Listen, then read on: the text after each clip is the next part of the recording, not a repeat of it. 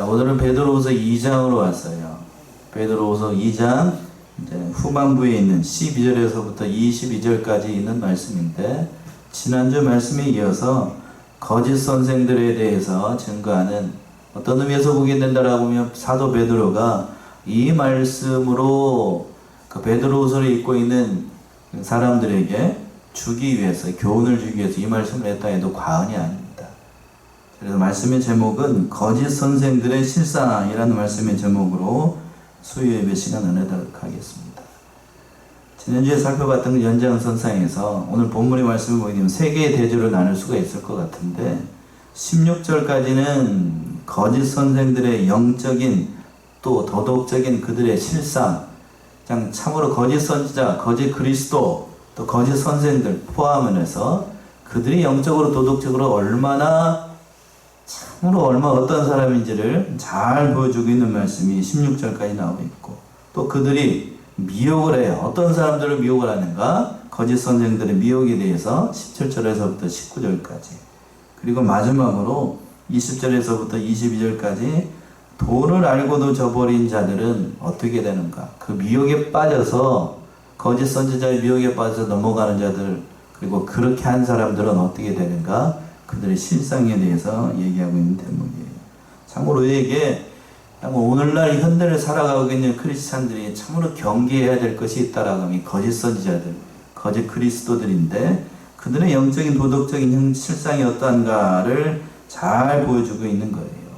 12절 먼저 보시면, 그러나 이 사람들은 본래 잡혀 죽기 위하여 난 이성 없는 짐승 같아서 그 알지 못한 것을 해방하고 저희 멸망 가운데서 멸망을 당하며, 그러나 이 사람들은 앞에 2장 1절에서부터 12절까지 얘기했었던 그 거짓 선지자들, 거짓 선생들, 이단자들을 가리키는 거예요. 그들을 통틀어서 뭐가 없는 짐승이라고 그랬냐면 이성 없는 짐승과 같다. 그래서 뭐라고 표현을 했냐면, 사도 베드로는 본래 잡혀 죽기 위하여 난 이성 없는 짐승과 같다. 이 세상에 짐승 많지요. 사람이 아닌 것들은 다 짐승이니까요. 이성이 없는 짐승. 왜 이성이 없는 짐승이라고 얘기를 했을까? 거짓 선생들이 정욕을 이끄는 대로, 자신의 욕심이 이끄는 대로 마치 이성이 없는 짐승처럼 행하기 때문에 그들을 가리켜서 이렇게 아주 어떤 의미에서 보게 되면 과격하게 표현을 하는 거예요. 사람인데 사람은 아니라는 거죠. 뭐가 없으니까. 이성이 없으니까. 오늘날에도 이렇게 이성 없는 짐승과 같이 참으로 신실한 성도들을 미혹하는 자들을 사도 베드로가 이렇게 엄중히 경고하고 있는 거예요. 뭐가 없는 짐승과 같다고요? 이성 없는 짐승과 같다.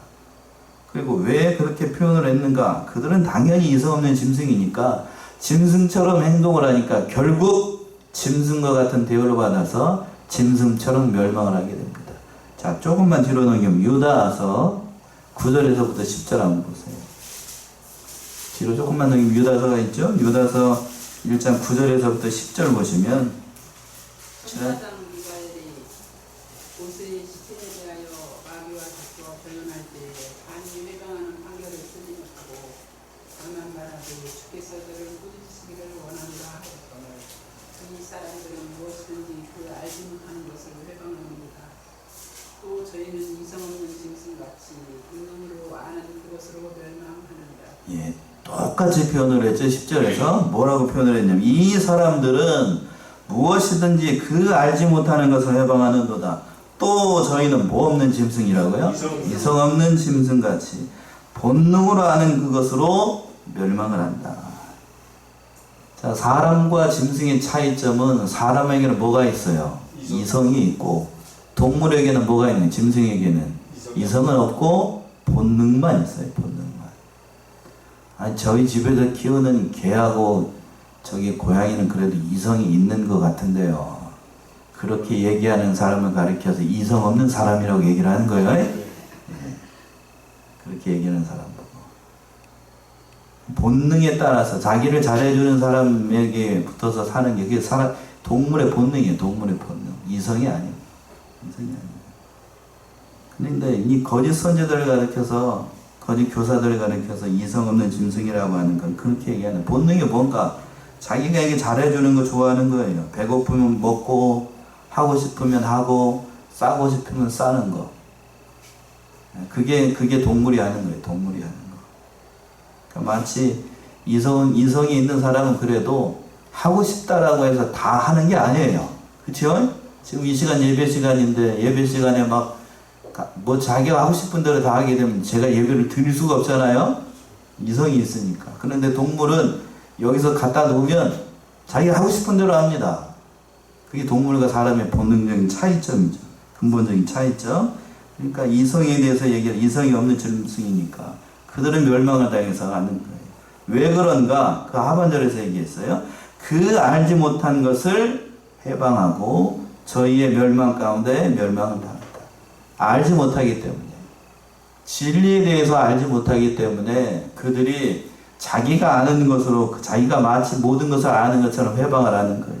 그러나 실상은 그들이 아무것도 알지 못하는 거예요. 알지 못하니까 어떻게 되는가? 그 맨 앞 끝에 있는 것처럼 저희의 멸망 가운데서 멸망을 당하게 됩니다. 결국 사람을 미혹하게 되는 그들은 멸망 가운데서 멸망을 당하게 되는 거예요. 참 사도 베드로가 참 정확하게 표현을 했어요. 멸망 가운데 이미 멸망을 당하고 있는 거고, 그리고 장차 오는 하나님의 나라에서 두 번째 사망 가운데 빠져서 영원한 멸망 가운데 빠지게 되는 거예요. 이미 살아있는 동안에도 저주의 자식이라고 뒤에 가서도 나오는데 아주 사도 베드로가 아주 과격하게 표현을 합니다.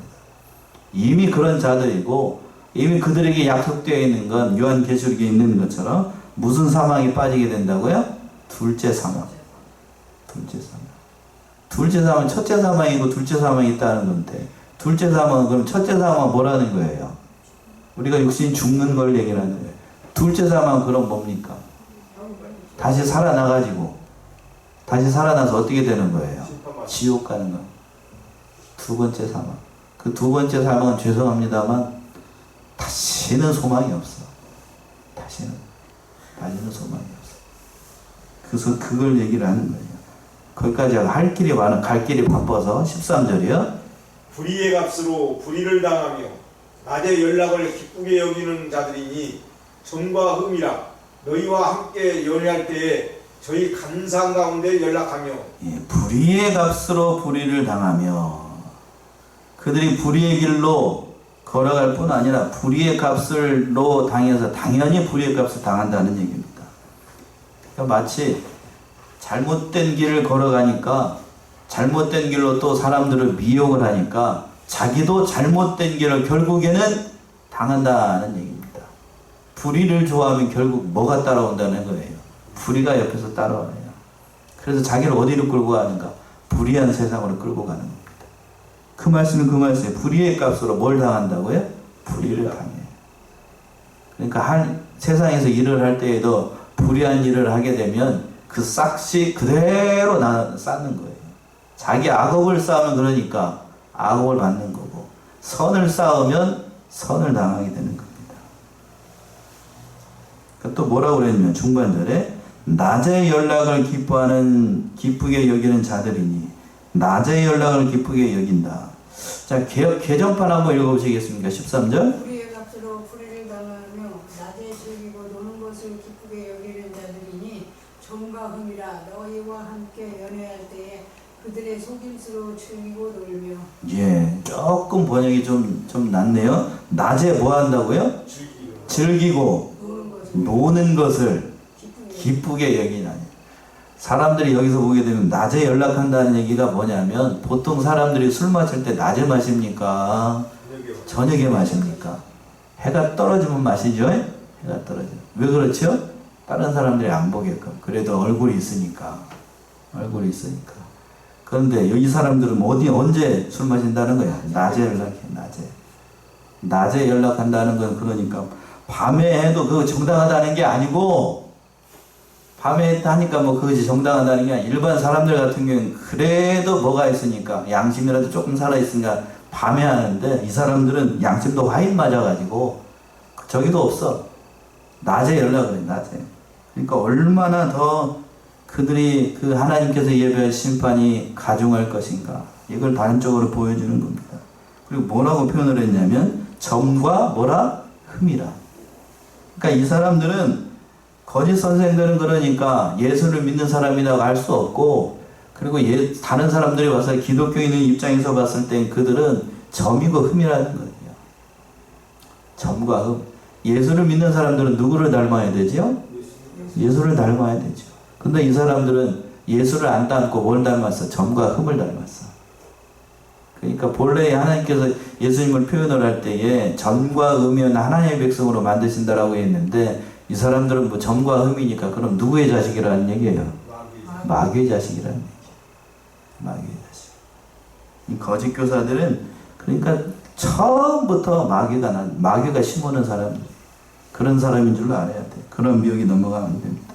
또 중요한 게 그 하반절에 나오는데, 너희와 함께 연회할 때에 저희의 간사한 가운데 연락하며 라고 되어 있어요. 이게 무슨 말일까 하면, 거짓 교사들이 같이 믿는 사람들과 교회 안에서 연회를 할 때에, 여기서 연회라고 하는 게 뭐냐면, 자, 유다서 한번 보세요. 유다서 1장 12절 13절 보시면,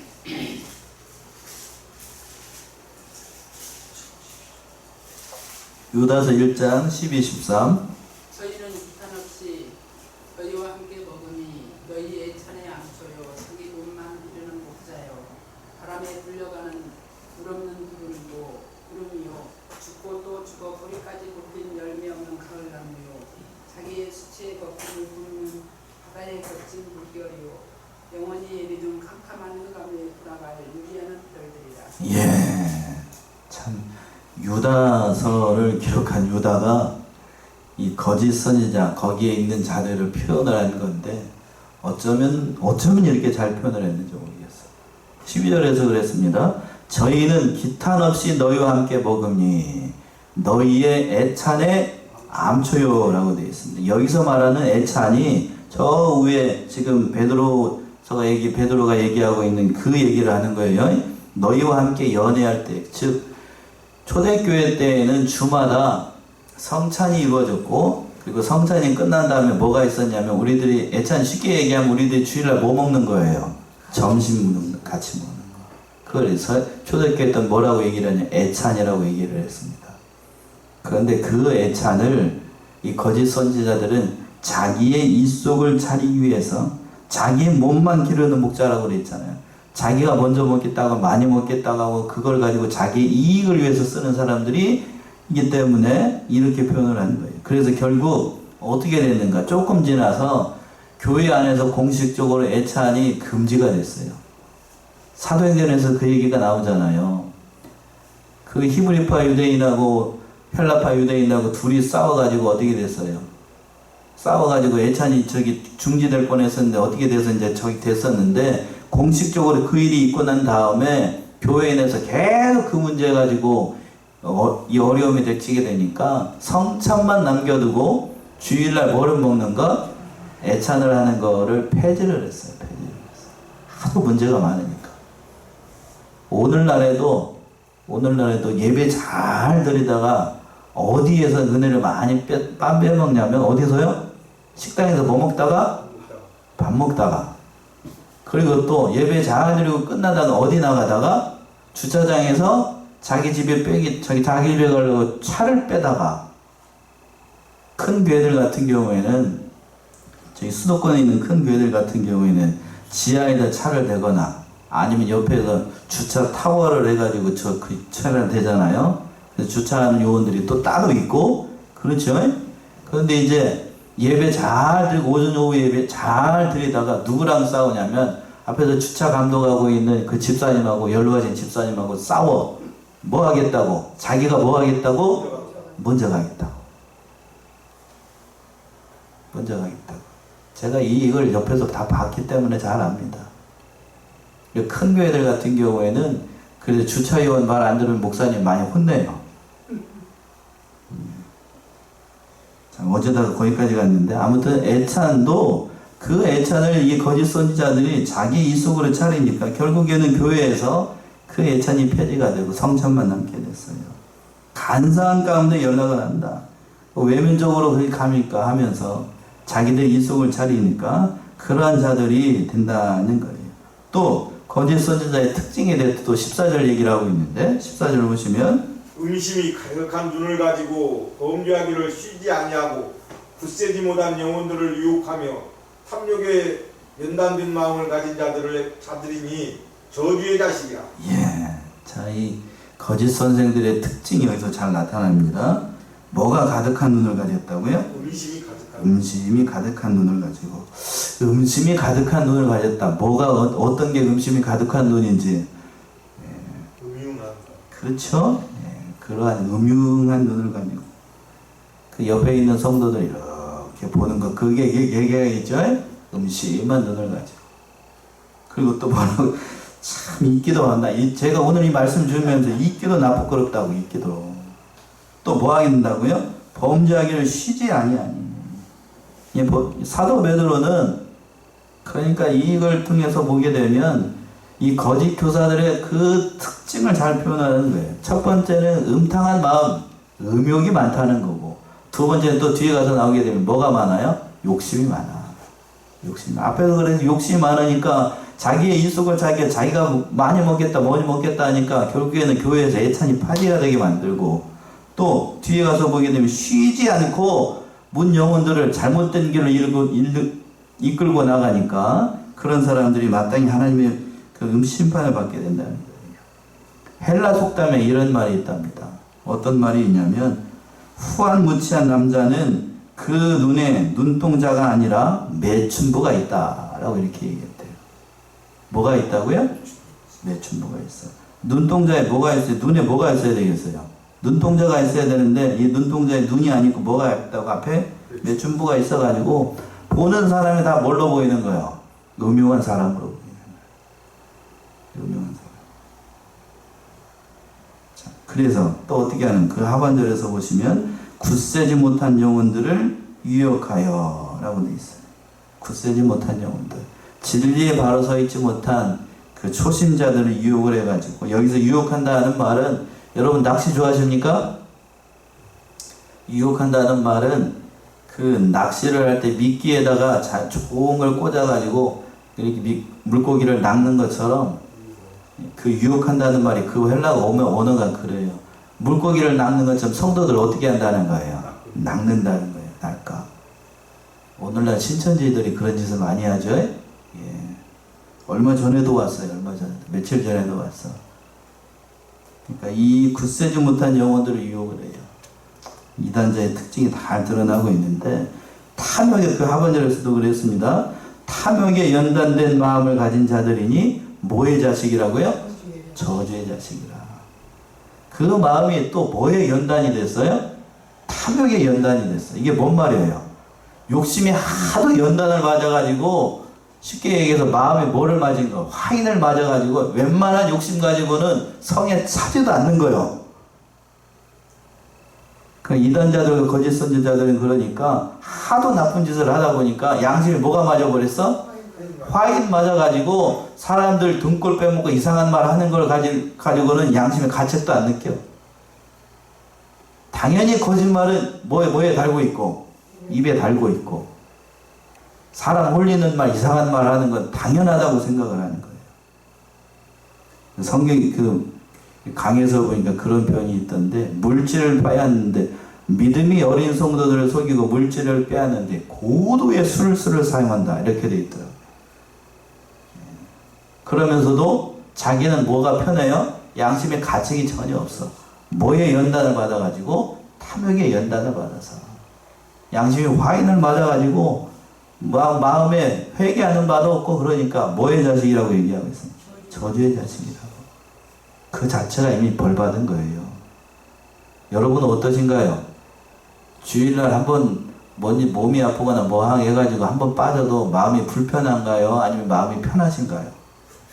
예? 마음이 편하다라고 생각하는 사람 뭐예요? 지금 수상한 거예요, 이거?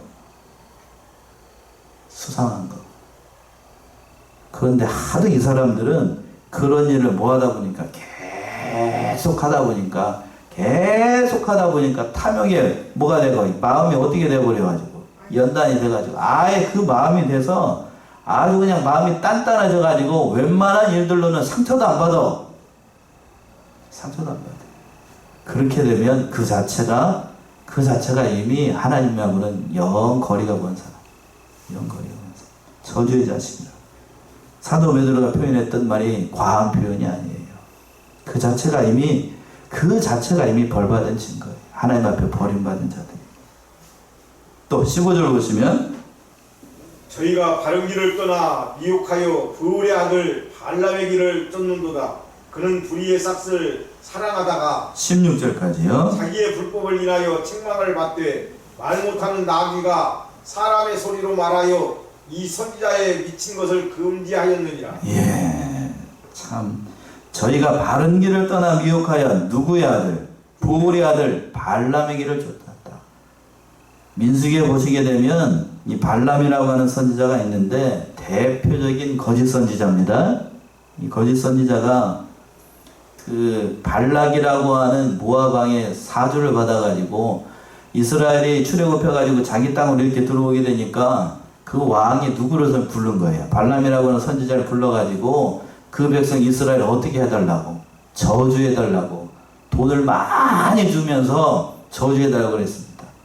그런데 이 발람이라고 하는 선지자 그 얘기를 듣고 하나님 앞에 뭐 한다고 그랬습니까? 기도해 보겠다고 그랬어요. 하나님이 처음에 그래서 가라고 그랬습니까? 가지 말라고 그랬습니까? 가지 말라고 그랬어요. 그랬더니 저희 와서 그랬습니다. 가지 말라고 그럽니다. 얘기를 했어요. 그러니까 이제 그 왕이 듣고 난 다음에 뭐라고 그랬냐면 더 높은 사람 보내고 더 많은 은금을 보내주면서 이렇게 저기 하니까 그러니까 또 기도해 본다고 그랬죠. 하나님 한 번 가지 말라고 그랬으면 두 번째 기도해도 가라고 그러겠어요? 가지 말라고 그러겠어요? 가지 말라고 그래야 되겠죠? 그랬는데 그렇게 하고 나니까 하나님이 그렇게 두 번, 세 번 하니까 뭐라고 그랬냐면 하나님 뭐라고 그랬냐면 가라고 그랬습니다. 예? 가라고 그랬어요? 제가 언제 한번 이걸 했던 것 같은데 근데 그 가라는 말이 진짜로 하나님께서 가라는 말이었어요? 가지 말라는 말이었어요? 가지 말라는 뜻이에요. 가지 말라는 뜻. 처음 하나님께서 기도할 때 응답하셨으니까 너 가지마 라고 얘기를 하니까 그러면 다음에 기도를 해도 그러면 뭐라고 얘기했어 하나님이? 가지 말라고 그러겠죠? 근데 계속해서 기도하니까 하나님이 그 표현 자체가 뭐냐면 그 행간을 읽어보면 어떤 뜻이 있냐면 가지 마라. 처음에 얘기를 했어요. 두 번째 가지 말라고. 그런데 마지막 세 번째 뭐라고 그랬냐면 그래 잘 가라.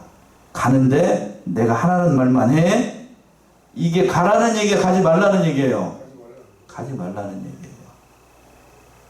그래도 그 말을 안 듣고 발람이라고 하는 선지자가 나귀 타고 가니까 어떤 일이 발생을 했냐면 여호와의 사자를 하나님은 여호와의 사자를 보내가지고 그 나귀 타고 있는 발람은 어떻게 했어요? 앞에서 확 칼로 치려고 그러니까 나귀가 그걸 보고 깜짝 놀라가지고 얼굴을 딱 다운했어요. 민수기 22장 한번 보세요. 저만 재미있는 것 같네. 여러분도 재밌어요.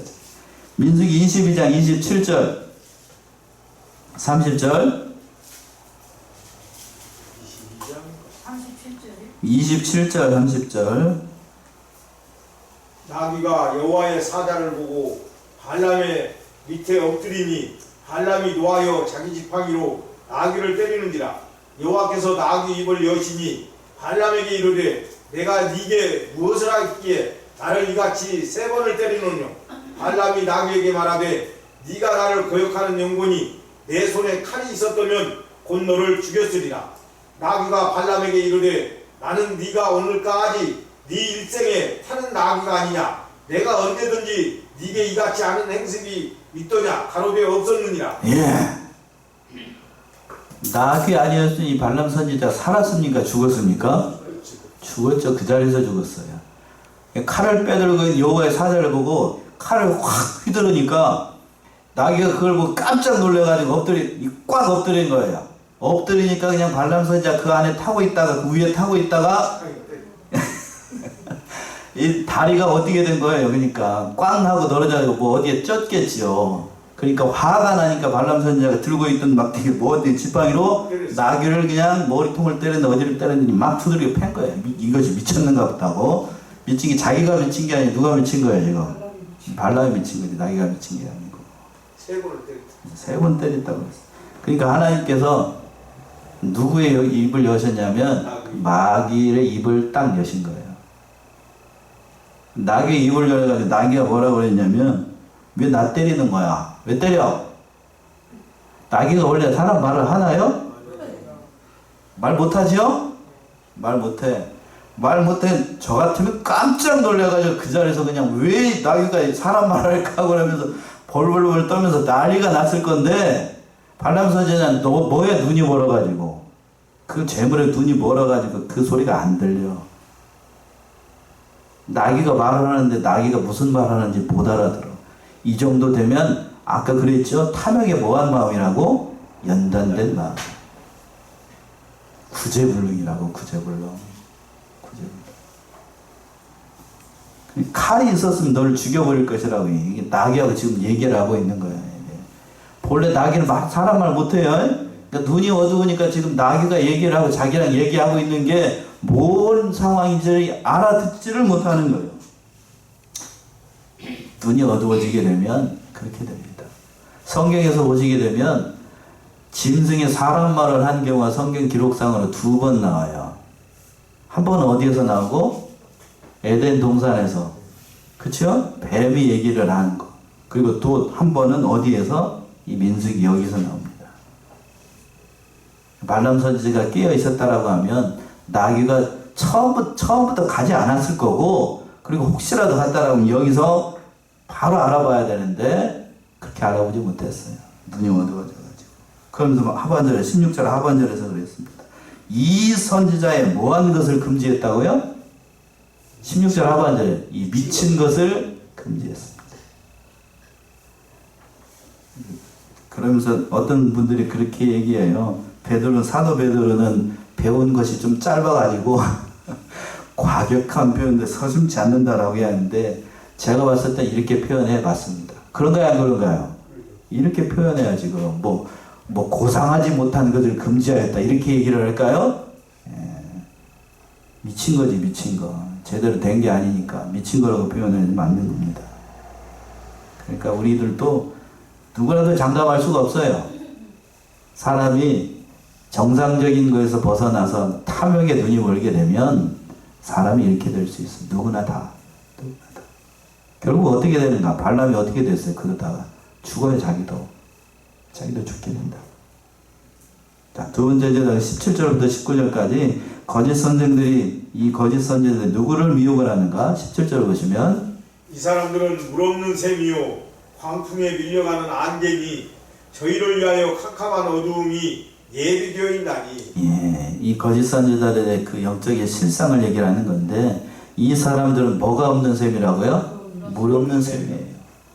갈급해가지고 그 선지자의 말을 따라갔지만 거기 안에 샘물 안에 뭐가 없으니까, 물이 없으니까 아무리 그 선지자의 말을 따라가도 영적인 갈급함을 해결할 길이 없다는 얘기입니다. 거짓 선지자이기 때문에요. 또 광풍에 밀려나는 안개와 같아. 그 안개와 같이 광풍에 물려나면 안개가 바람 불면 싹 없어지는 것처럼 아무것도 아닌 존재라는 거예요. 아무것도 없어요. 아무것도. 그 속에 아무것도 없다고. 그러면서 저희를 위하여 뭐가 예비되어 있어? 그런 자들은 깜깜한 어두움이 예비되어 있어. 이게 뭘 표현을 한 거예요? 바로 지옥을 표현하는 거지요. 그리고 또 18절 보시면 저희가 허탄한 자랑의 말을 토하여 미혹한 데 행하는 사람들에게서 겨우 피한 자들을 음란으로서 육체의 정욕 중에서 유혹하여. 예. 이 사람들이 어떤 사람들을 미혹을 하는가? 저희가 허탄한 자랑의 말을 토하여 미혹한 데 행하는 사람들에게서 겨우 피한 자들을 음란으로서 육체의 정욕 중에서 유혹한다. 그러니까 자기를 자랑을 하면서 이 미혹한 데에서 행하는 사람들에게서 겨우 피한 사람들. 그러니까 자기를 미혹하는 사람들이 있을 거 아니에요. 겨우 피한 초신자들을 미혹을 해가지고 더 나쁜 길로 만드는 자들이니까 아주 나쁜 사람들이에요. 이 사람들을 보게 되면 교회에서도 연약한 자들을 타켓으로 삼아요. 믿음이 연약한 사람들. 한마디로 얘기하면 귀가 얇은 사람들. 그 사람들을 미혹을 해가지고 진리의 길을 떠나게 만들어요. 그래서 뭐라고 미혹을 하는가 하면 19절 보시면 저희에게 자유를 준다 하여도 자기는 멸망의 종들이니 누구든지 진자는 이긴 자의 종이 됨이니라. 그러면서 귀가 얇은 그 성도들한테 뭐라고 얘기를 하냐면 저에게 뭐를 준다고요? 자유를 준다. 자유를 준다. 영적인 자유함을 준다라고 하면서 자기가 참 선지자인 것처럼 얘기를 하지만 그러나 그들의 실상은 누구의 종이니까? 멸망의 종. 멸망의 종이니까. 그 안에 아무것도 없어. 따라가봐 영적인 자유함을 얻는다고? 뭔 헛소리를 하는 거예요. 아무것도 없어요. 아무것도. 진천지 따라간 사람들 영적인 자유함을 얻는다. 누군가를 통해서 제가 들은 얘기가 있어요. 따라가면 영적인 자유함을 얻을까? 그럴까요? 아니에요. 아니, 불쌍한 사람들이 그 사람들은 불쌍한 사람들. 말도 안 되는 얘기를 합니까? 말도 안 돼. 결국 다 드러나게 될 것이지만 그리고 난 다음에 얼마나 그들이 비참한 지경에 빠지게 될 것인가. 너무 안타까워요. 그 말씀이 20절 이하에서 잘 나오고 있어요. 도를 알다가 도중에 저버린 자들은 하나님 앞에서 너무 큰 책망을 받게 됩니다. 20절 보시면 만일 저희가 우리 주 되신 구주 예수 그리스도를 알므로 세상의 더러움을 피한 후에 다시 그 중에 얽매이고 지면 그 나중 형편이 처음보다 더 심하리니. 예. 만일 저희가 우리 주 되신 구주 예수 그리스도를 알므로 쉽게 얘기해서 이게 무슨 얘기인가 하면 예수를 믿고 난 다음에 하나님의 진리의 말씀을 알고 난 다음에 도로 뭘로 내려간 거예요? 세상으로 내려가거나 진리의 길을 따라가지 않고 거짓 선자의 길을 따라가는 자들은 어떻게 되는가? 그 처음보다 나중 형편이 처음보다 어떻게 된다고요? 더 심해져. 더 심해져. 더 나쁜 길로 되는 거예요. 경건 생활을 하다가 타락된 길로 접어들거나 일학 이단에 빠지게 되면 더 나쁜 결과를 초래하게 된다고요. 자, 그 대표적인 예가 마태복음 12장에 나오는데 마태 12장 한번 보시면 마태 12장 43절 45절 더러운 귀신이 사람에게서 나갔을 때에 물 없는 곳으로 다니며 쉬기를 구하되 얻지 못하고 이에 가로되 내가 나온 내 집으로 돌아가리라 하고 와보니 그 집이 비고 소재되고 수리되었거늘 이에 가서 저보다 더 악한 귀신 7을 데리고 들어가서 거하니 그 사람의 나중 형편이 전보다 더욱 심하게 되느니라. 이 악한 세대가 또한 이렇게 되리라. 예, 예수님께서 말씀하신 거예요. 귀신이 쫓겨나가지고 물 없는 곳을 다니다가 더 이상 갈 곳이 없으니까 본래 자기 집에 있던 자기가 들어가 있었던 그 사람에게 가보니까 뭐예요? 아무도 들어와 있지 않고 수리가 되고 가만히 있으니까 저보다 더 악한 귀신을 몇 명이나 들거든요. 7을 더 데리고 왔으니까 그 나중 형편이 더 나빠지는 거예요. 우리 속담에도 그런 말이 있습니다. 차돌에 바람 들면 몇 리를 날아간다고? 천리를 날아간다는 말이 있어요. 견고하게 진리에 잘 서 있다라고 생각하는 그 차돌, 아시죠? 차돌. 그 차돌에 바람이 들어가면 아예 그 날아다니는 그것보다도 더 안 좋아져가지고 상태가 안 좋아져 천리를 날아간다. 그러니까 그런 사람들은 어떻게 되냐. 차라리 안 나는 건 못해. 21절에 말씀 그 말씀, 21절. 의의 도를 안 후에 받은 거룩한 명령을 저버리는 것보다 알지 못하는 것이 도리어 저희에게 나으니라. 예. 자, 우리 22절 합독합시다요. 22절 시작. 의의 도를 안 후에 받은 거룩한 명령을 저버리는 것보다 알지 못하는 것이 도리어 저에게 나으니라. 이게 뭔 말인지 아시겠어요? 의의 도를 안 후에. 앞에서 20절에 있는 말씀. 우리 구주 예수 그리스도를 알고 난 다음에 그 거룩한 명령을 저버리는 것은 차라리 처음부터 뭐하는 자들보다 못하다고? 알지 못하는 것보다 못해. 비참한 거예요. 그 결과가. 신천지로 넘어간 사람들 대부분이 처음에는 누구를 믿었던 사람이에요? 다 예수를 믿었던 사람이고, 저 쉽게 얘기해서 신천지가 표현하는 대로 기성교회에서 신앙생활을 잘 하던 사람들이에요. 그런데 그 진리의 길을 떠나서 그 길을 걸어가는 자들은 처음부터 안 믿던 사람보다 더 못한 결과를 초래한다. 그 말씀이 이 말씀이 얼마나 불쌍한 자들이요. 얼마나 불쌍한 자들. 그러니까 이 말씀 따라서 더 많이 맞아요. 안 찾아보려고 그랬는데 누가 12장 47절 48절이죠. 누가복음 12장 47절 48절. 누가복음 12장 47절 48절. 주인의 뜻을 알고도 준비하지 아니하고 뜻대로 행하지 아니한 종은 많이 맞을 것이요 알지 못하고 말을 행한 종은 적게 맞으리라. 예, 거기까지요. 자에게는 많이 요구할 것이 많이 맡은 자에게는 많이 달라할 것입니다. 예, 많이 맡은 자에게는 어떻게 된다고요? 아니다. 많이 달라고. 그러니까 알지 못하고 차라리 하는 게 낫다고.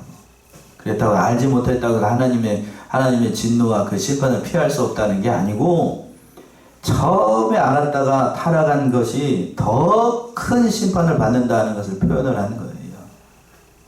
그러니까 믿지 않는 자들도 불쌍한 자들이지만 믿었다가 타락한 예수님의 제자 가운데 누구 같은 사람? 가룟 유다 같은 사람. 죄송합니다만 오늘날 예수 믿다가 어디로 넘어간 사람? 이단으로 넘어가고 신천지로 넘어간 사람들. 그 절마 회개하지 않고 돌아오지 않으면 그 결과가 너무 무서운 결과를 초래하는 거예요. 처음부터 차라리 이렇게 표현해도 되는지 모르겠습니다. 이 처음부터 불교를 믿는 사람보다 그 사람들의 믿음의 형편이 더 나빠진다고. 더 나빠져. 더 큰 심판을 받게 되는 거고.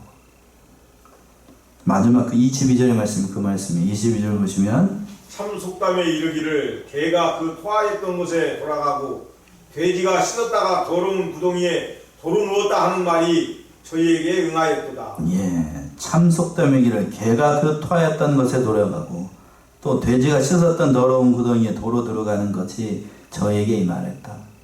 그러니까 저주를 받는다는 거예요.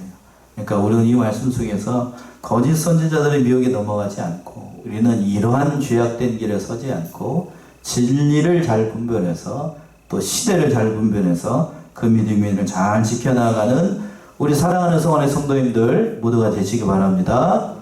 기도하겠습니다.